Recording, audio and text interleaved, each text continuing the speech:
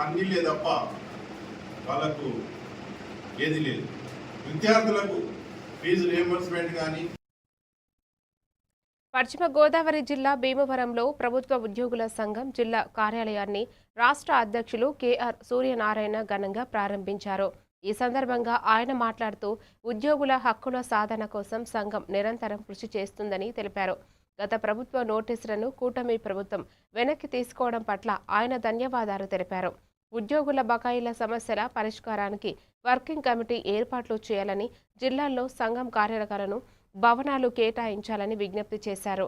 ఈ కార్యక్రమంలో జిల్లా సంఘం నాయకులు, వివిధ శాఖల ప్రభుత్వ ఉద్యోగులు పాల్గొన్నారు. దానిలో ఎటువంటి పరిధి లేనప్పుడు గడిచిన 12 సంవత్సరాలు ఆంధ్రప్రదేశ్ రాష్ట్రం ఏర్పడిన దగ్గర నుంచి, విభజన చట్టం అమల్లోకి వచ్చిన దగ్గర నుంచి ప్రవేశపెట్టబడిన 12 బడ్జెట్లని మేము అధ్యయనం చేశాం. అది ఏ ప్రభుత్వమైనా కానీ, మాకు రాజకీయ పార్టీలతో సంబంధం లేదు.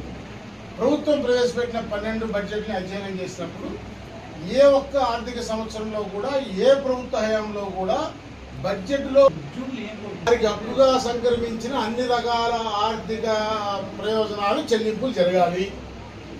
మంజూరు కాబడిన చెల్లింపులు తక్షణం చేయాలి.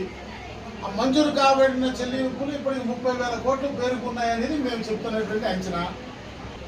4 విడతల డిఏ ఇవ్వాలి, 3 సంవత్సరాలు బట్టి సరెండర్ లీవ్లు ఇవ్వాలి, సంవత్సరానికి 2 విడతలు చొప్పున. ఇవన్నీ ఇంకా మంజూరు కావాలి. మంజూరు అయితే మళ్ళీ ఈ బాకీలు యాడ్ అవుతాయి. సో ఇంత వేల కోట్ల బకాయిలు చెల్లించేటువంటి పరిస్థితి